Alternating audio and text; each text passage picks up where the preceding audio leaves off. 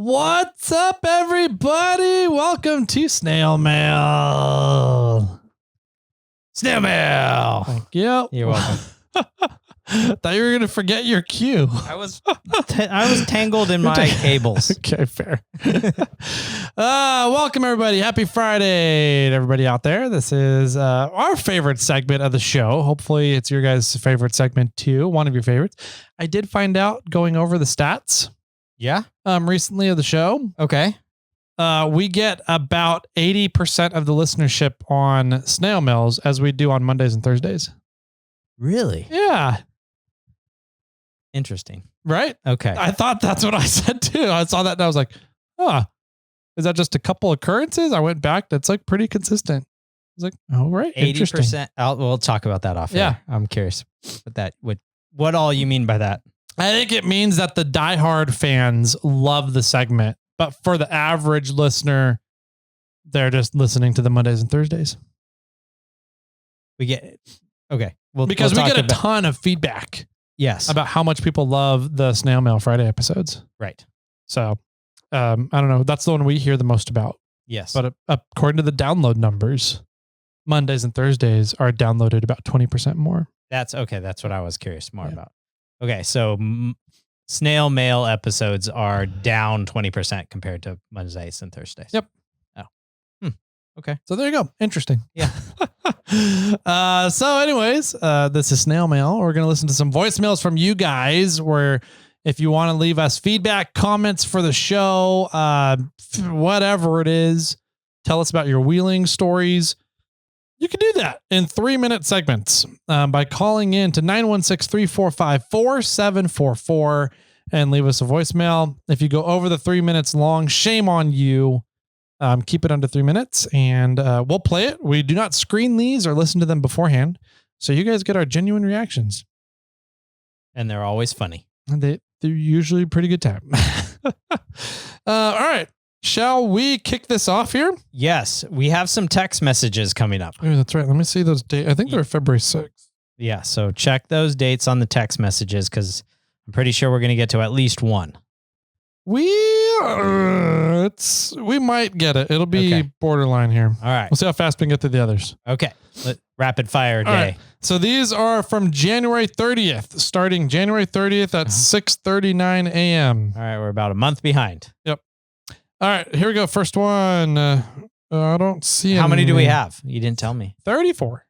So, okay. So we're back up to where we were last week. Yep. All right. We're running about even right now. So yeah.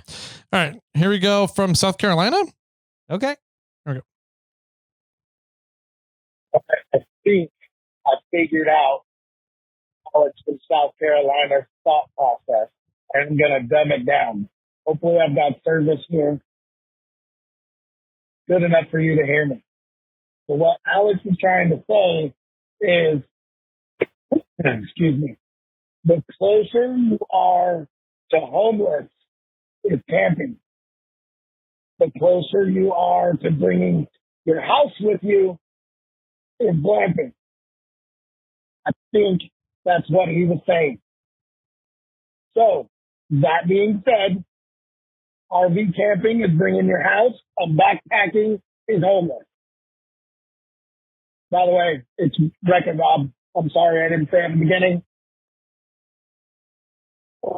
One other thing to say, I was listening to Rovers After Dark, and they play like horror film movie music when they open the show.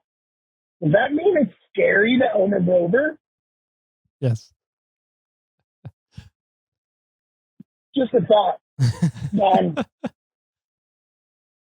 Keep crawling. See you guys later. Yeah, I'm trying to get over this cold that Tyler's passing around to Northern California. Yeah. Keep crawling. You did sound sick. Yeah. Just call me Typhoid Tyler. There you go. Yeah, it's definitely scary. Every time you go out on pavement in a Rover or on dirt, it's a very scary time. So that checks out. Thank you for putting those connections together, Rob. Doing Lord's work over there. Definitely. Yeah. I actually, not to continue the camping glamping thing so much, but I like that kind of idea a little bit. Mhm. The closer you are to having your house, you're glamping. Okay. The closer you are to being homeless, Mhm. you're camping. Okay. But I don't know where the line Yeah, is that's my question. between those two. So it's still a subjective thing. It's not objective. Yeah. It's a subjective feeling. Every time I go out, I am glamping. Yeah. Every time. Why is that? Because that's my subjectivity. Subjectivity is speaking. Okay. If I could speak, it would have been funnier. Yeah. I thought it worked well. Okay. Yeah. All right. Looks like Wreck-It Rob called back. Oh, no. Yeah. Hopefully you're feeling better this time. Hopefully. Here we go. Hey, Wreck-It Rob again. Sounds better. I forgot. One of my daughter's friends told me that you're not supposed to call people homeless anymore. You have to say unhoused. I'm not sure what that shit's about, but I figured if there was somebody that was, politically correct, was going to get mad at me about it, I would. I don't feel it's right, but what the hell? Anyway, talk to you later. I think there's definitely homeless people out there. I think you need to make his daughter unhoused. With that comment, Rob. How do you want to be unhoused? Yeah, huh? you're about to be unhoused. That's funny. No, I definitely think there's people out there that just want to be homeless. There's definitely people out there that have been unhoused, but I think there's definitely people out there that are also just want to be homeless. And it's, I think there's a little bit of everything. I don't think you can categorize homeless people that way. So, well, good job. Thank you. Now we're going to have a whole unhoused versus housing. Like camping versus glamping, unhoused versus... Jesus Christ. Please do not call in and start an unhoused versus homeless discussion, everybody. It's just fueling the fire right now. I need to go unhouse myself. All right, next up is Travis from Salt Lake. Oh, cool. Here we go. Hey, this is Travis from Salt Lake. I was just calling about camping versus glamping. Just listened to the boy from Indiana's phone call. Not sure what he was saying, but I do think if you're glamping, you're paying for it. You're just showing up with your clothes, and that's it. And someone else is setting the camper up, cooking the food, all of that. So I think maybe Rover Don was closest when he said it. And anybody that gives you a hard time for glamping, they're just talking trash. All right, keep crawling. So your clothes only. Clothes only. Clothes only. And if there's people serving you, then you're glamping. Yeah, set it up. So if you're renting an RV, like you do down at KOH for your employees, and all they have to do is show up with their clothes, that's glamping. I guess so, yeah. But for me to be down there in the Lance, it's camping? Yeah. Because you didn't, because you had to pack it, myself. you I had did to it all get myself. it all, you had to bring everything. So what if, let's take the Snail Trail listener snow camping run that we just did. Okay. The assistant joined us on the trip. Okay. And she made breakfast for you guys beforehand, and you did dishes. So are you guys glamping, both of you, by that definition then? Or were you camping? I think it's more than just breakfast, but I don't know. I would say we both had to do some sort of work in that point, but is it really that, you're obviously going to have to cook or clean. So I don't think that's necessarily the point. I think the point is more of, did you have to get everything there? Or did somebody else get it there for you? Somebody else get it there for you? Like, so if you're driving, what about Dolly and Eric bringing and driving their RV to Hammers? That's camping. That's camping. I guess. That's according to what they're saying. Yeah, because they packed their camper. They had to bring everything. They had to get it all together. They had to drive it down there for the month that they probably spent on the lake bed. What if you end up fueling up your RV in Oregon and somebody else fuels your RV for you, therefore getting your RV to the lake bed with somebody else's assistance? I don't know. My only slight gripe to this idea is food. Okay. Is somebody else packing your food for you, or are you going to buy your own food to bring your food with you? Because then if you're having to get your own food, then you're really doing work for the trip. Yeah. So where does that line get drawn? Or is it one of those things? And did you grow your own food or did you buy it at a grocery store? So now somebody else grew your food for you. Yeah, but you still had to go to the grocery store and buy it. But you didn't do all the work to make it. Well, then maybe that's there. And so if you grew your own food and you took that food to an RV that was dropped off for you, Ooh. are you camping or glamping? If you grew your own food and somebody else brought you an RV, you're glamping. Somebody else did something for you. Okay. Well, but it's not just somebody else did something for you that isn't there on the camping trip. Or the glamping trip. The glamping trip, yeah. So like the assistant making breakfast and me doing dishes, we're both there on the trip. We're both doing something, serving the other. Okay. But we're both there. So that's camping. Because we're both there doing it for one another. What if you did all the work and she just sat there and reaped all the benefits? And I'm camping and she's glamping. Okay. If I packed the truck, I drove her out there. I cooked all the meals. I set up the tent. I made her drink and gave her drink. She's glamping. What if she pays for all the fuel though? That's fine. If I filled the tank. Okay. If you did the action of filling it's the same as paying for the RV to show up. Yeah, true. You're glamping. Okay. So if you're being served hand and foot, you're glamping. Okay. It's not anything about what you brought. I disagree, but okay. I don't know. I appreciate you playing along though. Yeah.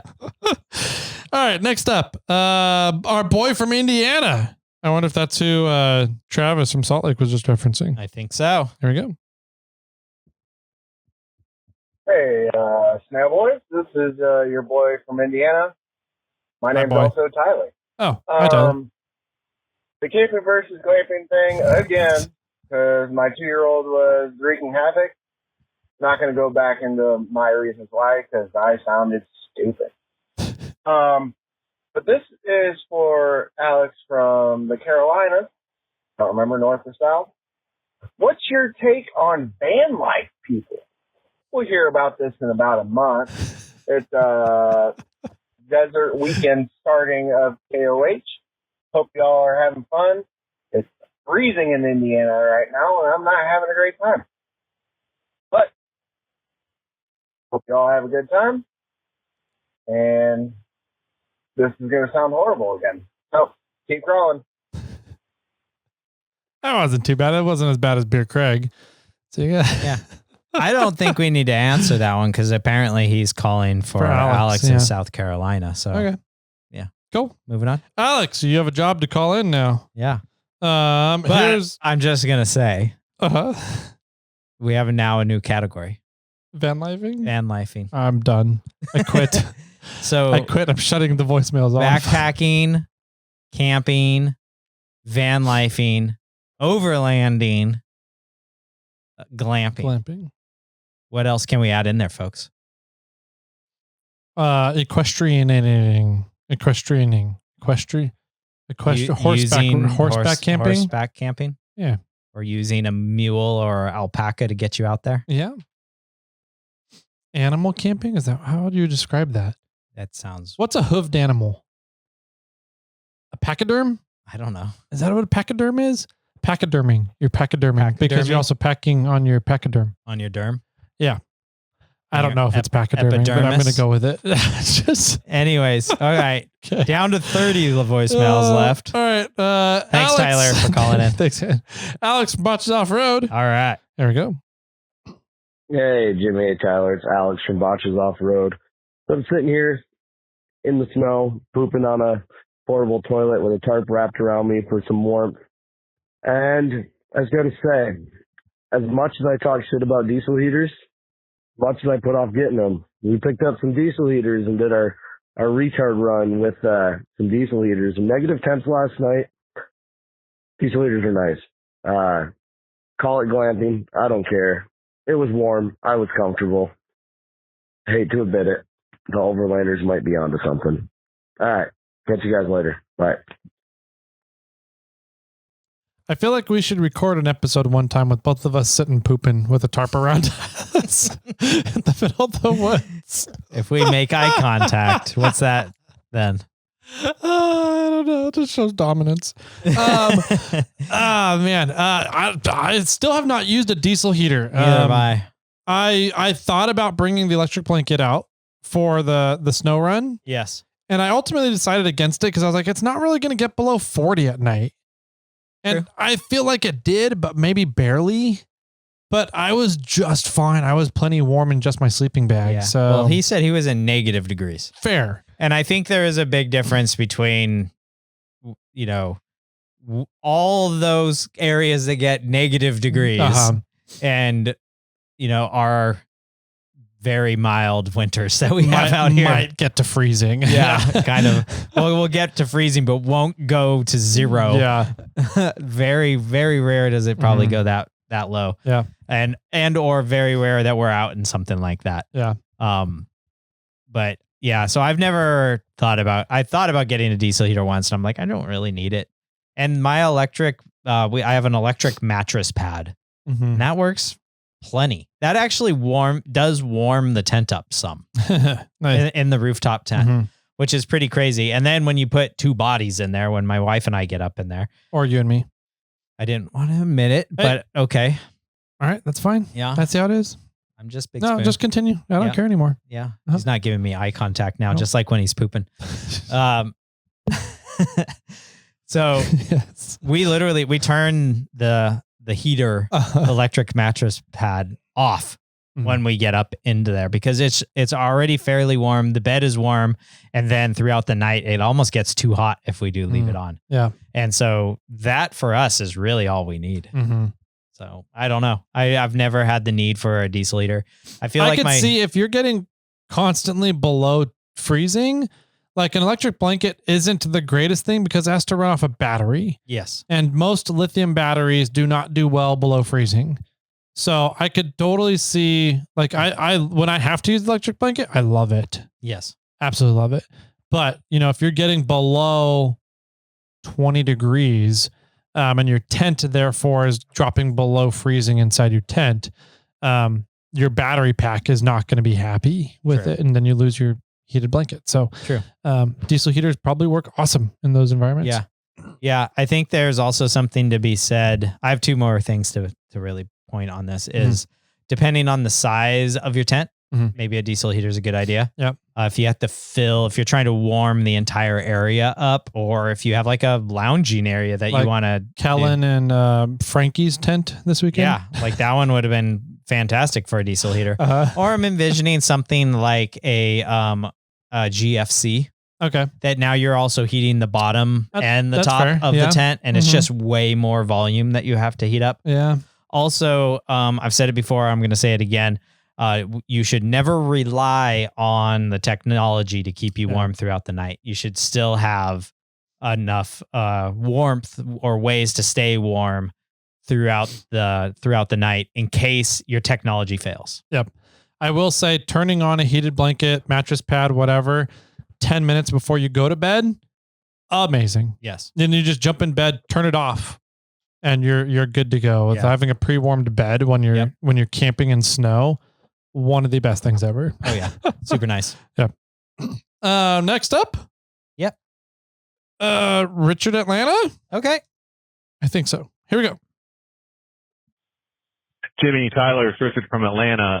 Just driving into work Monday morning. It's the 2nd of February or something. A couple of things hit me over the weekend, and then I'm just listening to, I guess, the most recent episode about something about a multimeter or something. Some guys calling in talking about wag bags.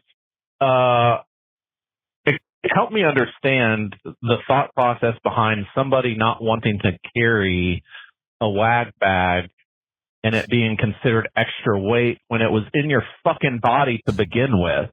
You were already carrying it. Now it's just external. So pro tip, carry your shit. Unless I was interpreting that incorrectly. The second thing was, man, I stumbled across a couple of videos just, on the TV. It was really cold here over the weekend and didn't get out much. And the first one was these ass hats. Do you guys have this problem in your area? I'm sure you do. But these ass hats put out a YouTube video over a North Georgia mountain area, which I've been there and I've wheeled. But like the fun part of it that I've never been on was closed like 4 years ago because of trail abuse. But these ass hats posted a video like, oh, a day of wheeling in the blah, blah, blah, and went up. They're hitting every fucking mud hole, like going off on the ruts, driving through the creeks, backing in them, getting like stuck in shit and winching out. Like they're clearly off the fucking trail. I've been through every part of the trail system at this particular area in North Georgia, except for one of the roads. And there's nothing there that is like challenging. There might be like a really small step, like flagstone type step waterfall kind of thing that would slow a Subaru down, but wouldn't stop anything with like, decent tires or, like a little lift or something. I wouldn't take my Honda there, but, anyway, is it wrong to like, I was like totally feeling like a fucking Karen. I like commented on the dude's post, which he deleted, that was like, understand about, being, taking care of the trail and stuff, like there's like etiquette for all that stuff. I'm going to have to call in again because I'm getting ready to hit 3 minutes.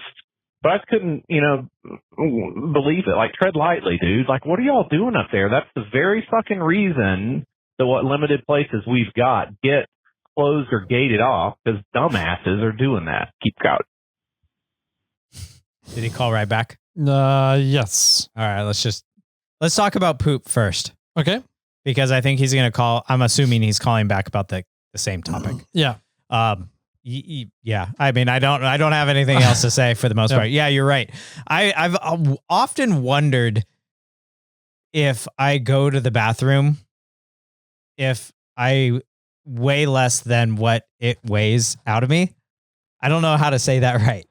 And like I can't imagine that it doesn't. Like if I stand on a scale and I go to 150 pounds and I step off the scale and I go to the bathroom and in a wag bag and I subtract the amount of weight for the wag bag, which is super trivial. Yep. And I hold my wag bag and I step back on the scale. Am I still 150 pounds?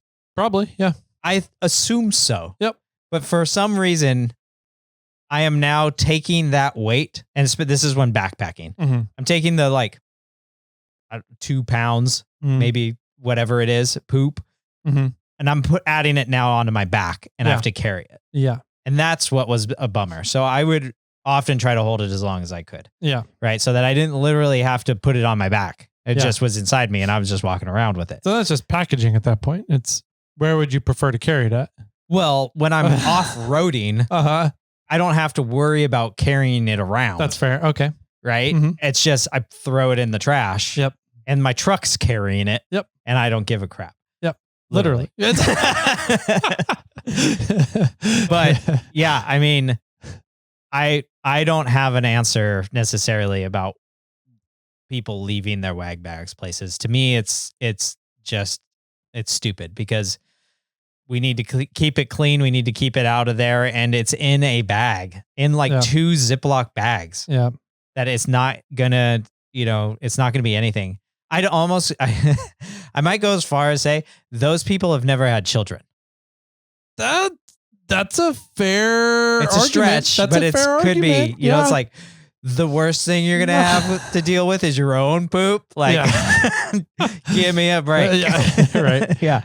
Start waiting till you have to clean somebody else's bottom or somebody else's throw up. Yeah. Right. Like, okay, that's when it gets a little bit weirder, especially when it's funky colors when they're like teeny tiny. Yeah. And but like tar when it comes out the first time. Yeah. Mm-hmm. Yeah. Or actually when they start eating solid foods and it just smells like garbage. Yep. Yeah. So, I bet you those people that leave the wag bags behind don't clean up their dog's shit and horses shit or have never dealt with somebody else's shit. Yeah. I would agree. I think that's a very fair argument. Yeah. Yeah. So I'm over that one. That's my guess there, Richard. We'll probably continue on with your voice message and then we'll 100% agree with you at the end of whatever you say next. Probably. Here we go. Part 2 of 2. I'll keep it at this one. Jimmy Tyler from Atlanta again. Just continuing with trail bitching.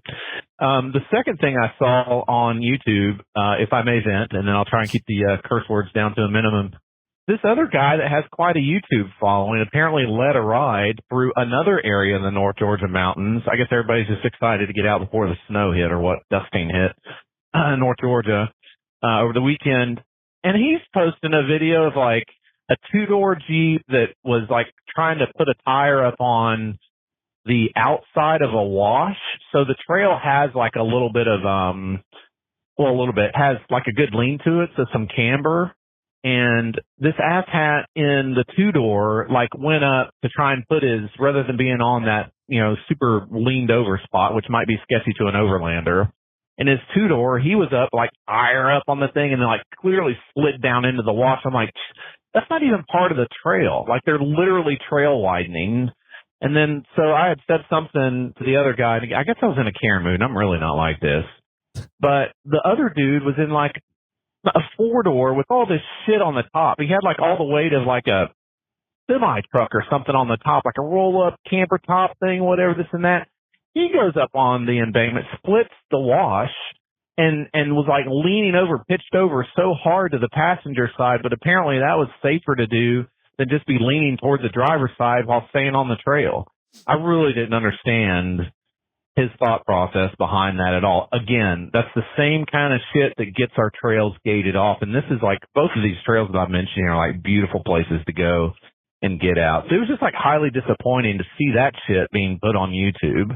And the guy came back with like, well, in my defense, I carry 300 pounds of stuff on the top. And so splitting that was a safe thing to do. And I'm like, man, you're not on the trail. Like that wash is there where water drains naturally. And somebody thought, oh, I'll probably try and take a high line up on that ridge of the wash, right, to split the wash, just trying to have like a fun line, and then monkey see, monkey do. Next thing you know, people are doing that. There's nothing about a Forest Service road that's going to require some sort of technical V-notch type shit in North Georgia. Again, these people have no idea until these trails get closed down what they're doing. It was just aggravating the hell out of me being closed in the house. Y'all keep crawling. I think your very last few words there sum up both of those complaints perfectly. People don't understand what they're doing until it gets shut down. Mm-hmm. And I think there's a lot of people out there that it's just plain ignorance. And I mean ignorance in the best form of the word. I know it's not a good word, have a good connotation to it, but it literally just means they don't know what you don't know. And a lot of people out there that are content creators, they're just creating content. That's their main priority. And a lot of them can do it because they want to share the adventures that they're having with people, and they want to let people live vicariously through what they're doing, but they don't realize the fights and the battles going on for public land access, for recreational opportunities. They just don't understand. They've never heard of that happening before. They don't understand that it's an ongoing problem, and they don't understand that they're really not helping the cause. Yes. By putting out content like that. They're actually hurting the cause. They're hurting it very much. I constantly, because Jimmy and I are very involved with public land access rights and recreational opportunity rights, that, we're almost hypersensitive to whenever we see stuff like that. And we totally also, both of us, we feel like, God, are we just complaining a lot today? Because are we just becoming Karens about this kind of thing?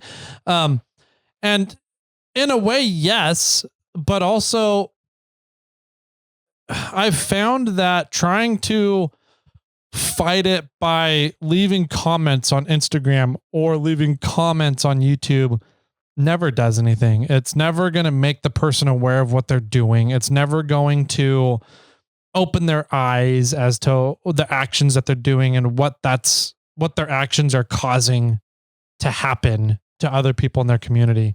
You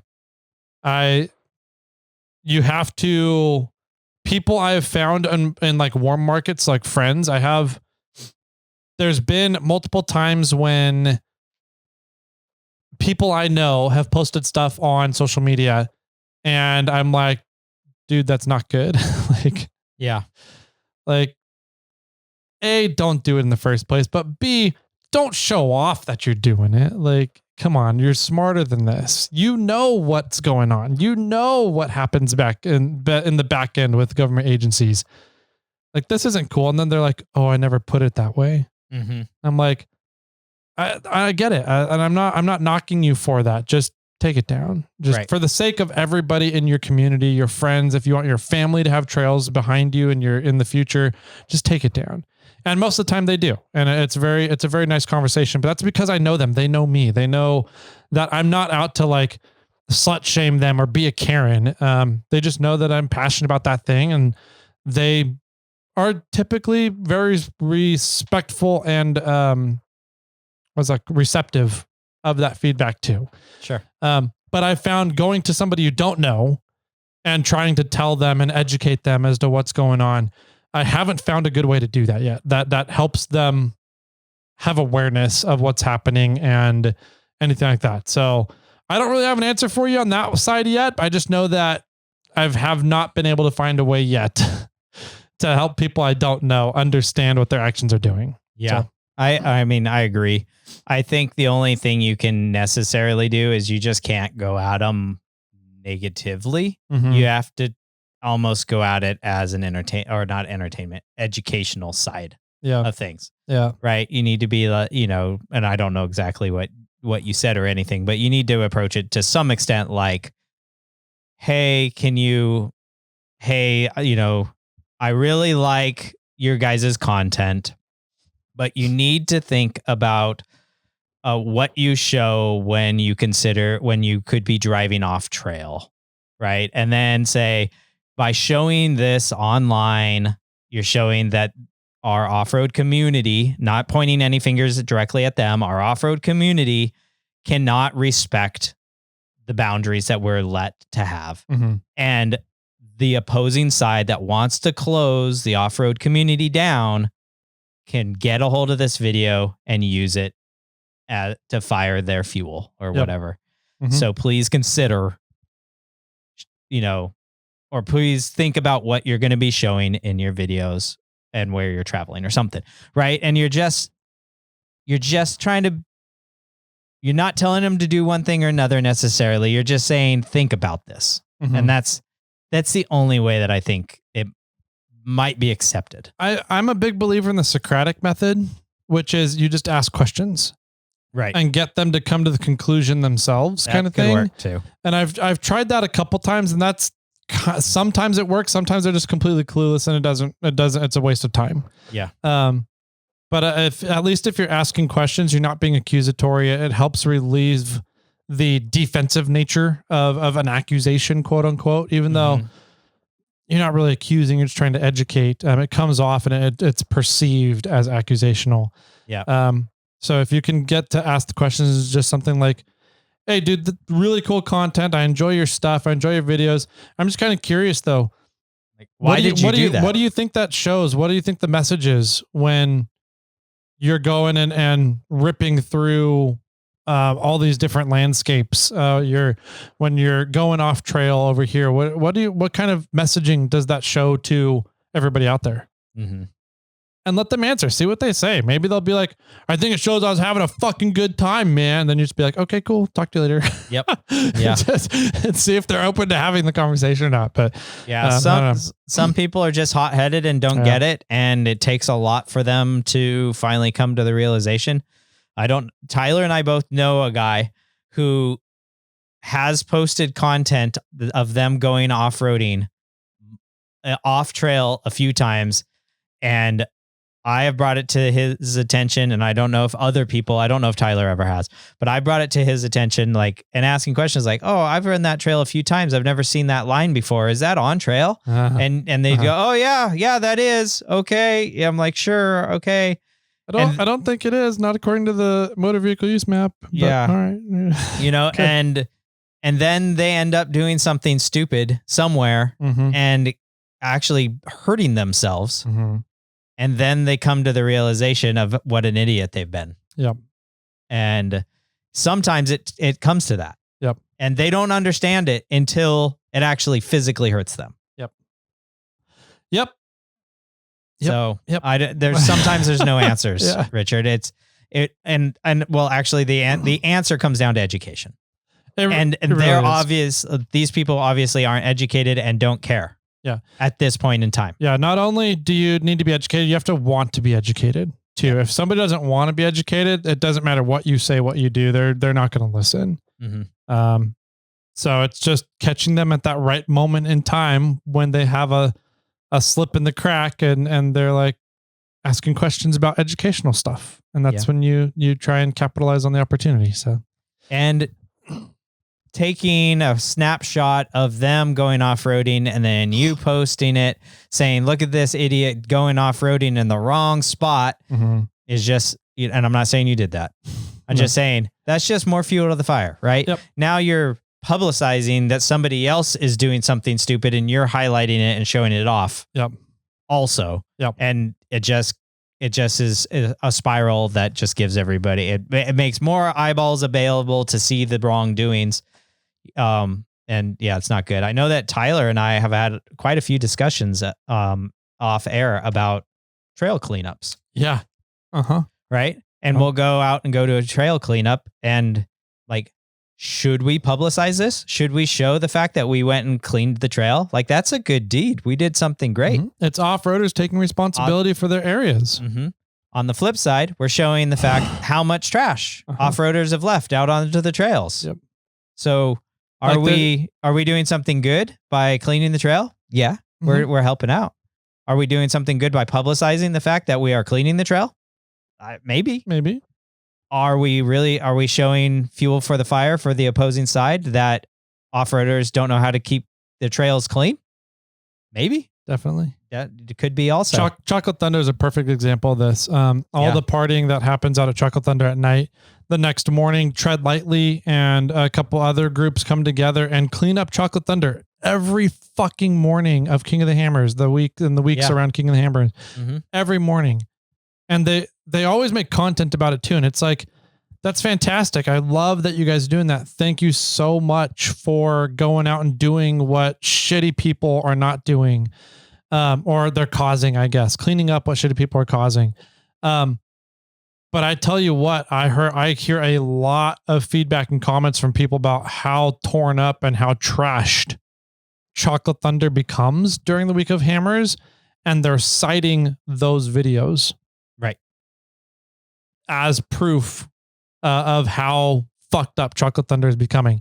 So like on one hand, yeah, you're doing a great job. You're doing a great deed, but posting about it is still giving.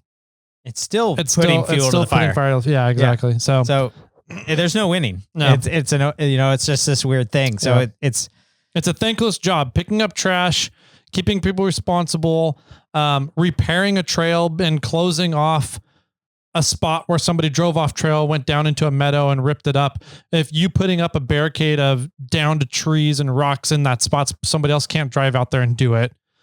It's a thankless job. You're not putting that on social media for any reason, really, because the only real reason to put it on there is to be like, hey, look at me. I cleaned something up. Thank you. Everyone should be thanking me, kind of thing. That's how I feel when people do that. And I'm like, no, if you really cared about it, you would just clean it up and move on. Like it's kind of, yeah. It's kind of, it needs to be a thankless job, in my opinion. Yeah. And you need to be able to do that good deed on your own morals rather than needing a pat on the back from the world for doing it, in my opinion. But and it sucks. I mean, this really does suck because it's, we have to think about what the opposing side can use against us. Yep. Even if we're doing a good deed. Yep. Because it shows that people can't control themselves. Yep. Or don't know what is right or wrong. Yep. And, and we as off-roaders don't have any, I mean, I don't know how to say this.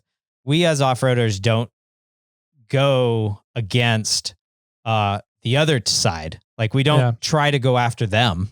Yeah, we don't go around trying to shut down hiking trails because there's a ton of trash, or backpacking trails because people don't stick to their permits and end up at a different lake that night. Like, we don't do that. Like, I don't understand why all the hate for all the other recreational activities on off-roaders or vehicular recreation is. Yeah. So, and I know there's people that hike off trail, or there's people that go camping where they shouldn't, or there's people leaving their wag bags out in the middle of nowhere when they just been hiking around. So it's a very interesting situation. It's a very interesting time with everything being online. And it's just sucks because there's really no win. No. Any way you do it. Yep. Yeah. Because even when you I mean, we could go down a whole nother rabbit hole. Even when you start showing where you're going and the places you've gone, now more people have an understanding of where that is, and they might want to go and explore that area also. Yep. Which Tyler and I have talked about this on length on other episodes. And we actually think it's a good thing to show where you go, because the more places you can show that where you go off-roading, then it spreads the community out more. Spreads out the population and use density. Because if everybody only knows the Rubicon and they only ever go to the Rubicon, then the Rubicon's going to get so overused and damaged. Then somebody's going to go, we have to close that down. Then nobody has anywhere to go. But if you start showing 50 trails where people can go, giving people options, then the one trail is not used as much. All the other trails get used moderately because everybody's spread out. And sustainable management can happen. Exactly. Sustainable management can happen. And there's less damage to the trails overall. So, yep. You guys can fight me on that one. I'll join you. You tag me in. Sweet. All right. Should we do one more? See if we can end it on a more happy note? Or sure. Do you want to end there? If you, let's do one more. Let's get a happy note. But thank you, Richard, for calling in and bringing that to everybody's attention. Yep. I agree. All right. This one looks like it's Gnarly Marly. Gnarly Marly. Maybe. I don't know. We'll see what it's not quite clear. Here we go. What's up, Jimmy? What's up, Shake Weight? Gnarly Marly here. Hey, just been listening to the last couple of months of this camping, glamping bullshit. You like I'm it? convinced that I've never been camping before in my life now, thanks to everybody's definition of it. So unless you walk, I guess, 50 miles into the middle of nowhere, butt-ass naked with nothing in your hands, nothing on your back, just your natural-born self, and spend the night in the woods or the desert somewhere, and then walk back unassisted, no road, no nothing. Unless you're doing that, I guess you're not camping anymore. But yeah, it's been pretty hilarious listening to everybody's definition of what camping is. But keep it up, keep up the good stuff, and see y'all too, and cruise Moab later. Thanks, man. Yeah. I definitely go hiking around butt ass naked everywhere. So therefore I'm camping. Yep. Me too. Yep. I crawl through the bushes. The poison oak too. Poison oak, everything, trying to scare everybody. Perfect. I often get called in as a flasher. Yeah. That black guy is out there again. That's funny. Jimmy's not actually black, everybody, but his last name is Black, so he is black. Yeah, thanks for clarifying that. I thought I might get in trouble if I let that one stay. How should we take this one? Anyways, all right. Thanks, Gnarly Marly, for calling in. If I go to New Cruise Moab this year, I'm looking forward to hanging out with you, having a couple beers. So, yeah, man, it's coming up soon. So, for sure. Excited for it. All right, that does it for today. We got down to 26. 26. We'll see where we're at next week. And hopefully you guys have some fun plans for this weekend. Stay safe out there. We will see you all on Monday. Bye-bye. The number you have called has been disconnected.